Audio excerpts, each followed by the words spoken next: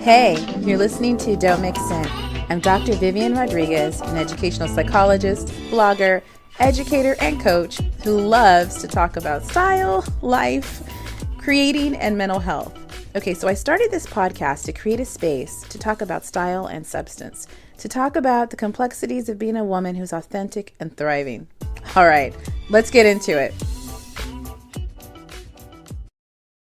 In this episode, we're going to be talking about why emotional regulation is the jam to elevate your life. We're going to get into what is emotional regulation and then get into some easy ways to build this skill. So you like Amazon, but you don't know what styles to get?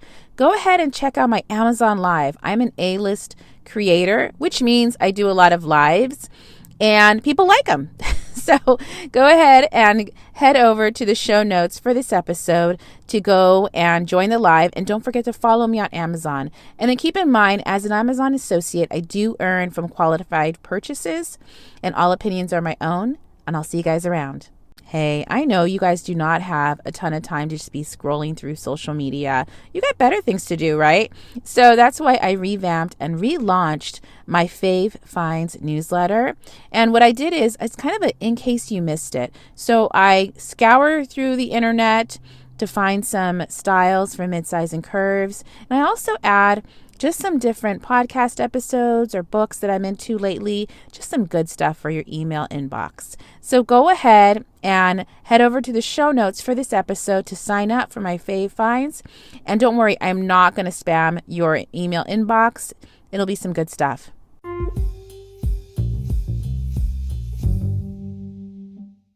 First, let's clarify what is emotional regulation. In a nutshell, it's the healthy management of your emotions. It's the opposite of those moments when our mood can take over. You know, those times when you flip your lid and your emotions run the show. And then you may regret what you said or what you did in those moments. So here's the thing, you can stop that train by emotionally regulating. This is one of the consistent themes I've noticed throughout my work as an educational psychologist. So I've worked in schools for over 2 decades. And this is what I've noticed has been the game changer for students and for adults, is just knowing how to emotionally regulate. All right, so we're first going to get into why you want to learn how to emotionally regulate and why I say it's the jam, and then we'll get into how do you do it. You want to be able to communicate with clarity of thought, and that is what being able to emotionally regulate will let you do. So when we're in the middle of intense emotions, communicating effectively can be really tough. For example, you may just share your feelings without considering how your message will be received. You know how it is when you're just really overwhelmed and you have intense emotions, you just say whatever and you're very unfiltered. That rarely works. In contrast, emotional regulation allows you to manage your emotions. It allows you to manage your emotions and communicate your perspective and feelings. And it also can help you do that clearly and concisely. It's just kind of allowing you to pause for a second to really think about what you want to say, think through your message. Number 2, emotional regulation leads to better decision making. So next thing we want to talk about is, you want to take a moment to think about the infinite number of decisions you make every day. So really think about it. How many decisions you have to make every day? It's crazy, right? And some of these choices can have a long-term impact. However, when you're escalated and in an emotional state, your ability to make rational decisions is impaired.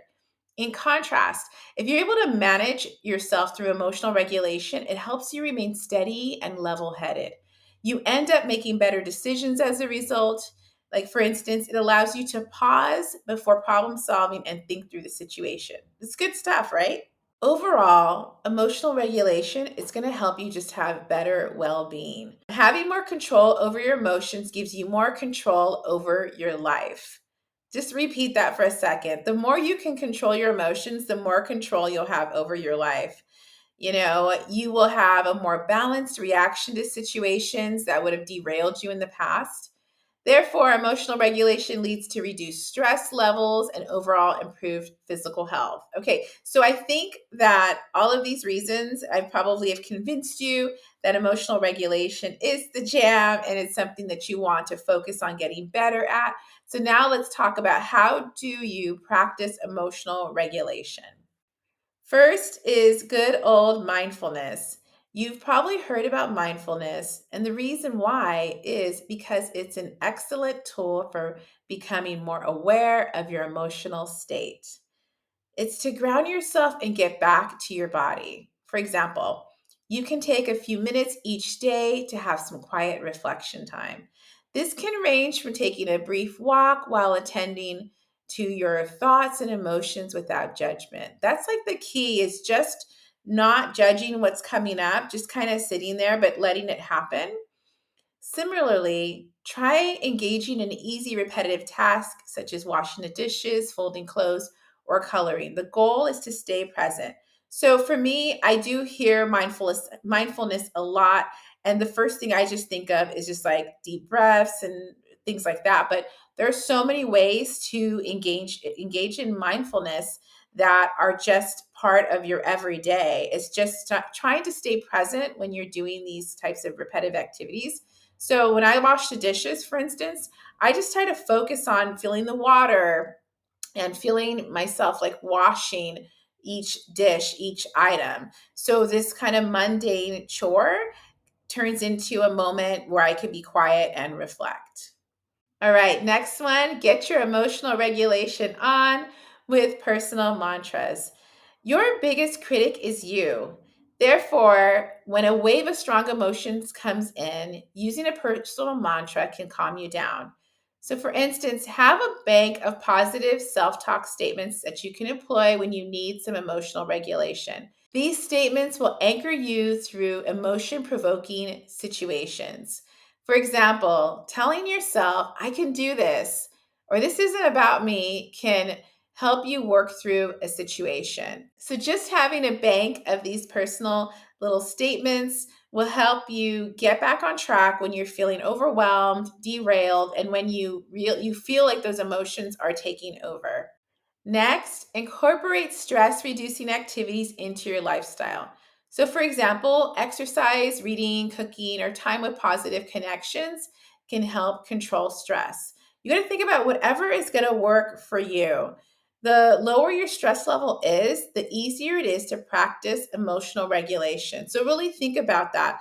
If you are, experiencing high levels of stress all the time and that cortisol is just like rushing through you, it's going to be hard. It's going to be just even harder, I think, actually, to practice any of these mindfulness skills. So keeping your stress level low is going to make it easier for you to pull out those skills and actually be able to apply them.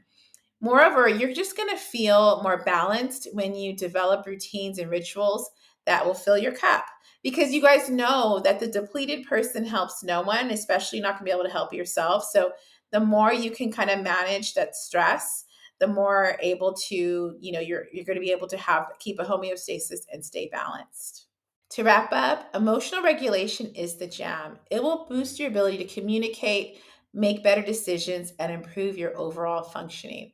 Activities such as mindfulness, using personal mantras, and engaging in stress reducing activities will jumpstart your ability to emotionally regulate. And by doing this, you will take your life to the next level. Like what you're hearing? Go ahead and subscribe, rate, and review the podcast. You can also share the podcast on Instagram and tag me at Live by Viv. As far as my music, it's The Croft by Joachim Karud. And everything we talked about in this episode can be found in the show notes on livebyviv.com. Okay, and remember, don't mix in because you don't need to.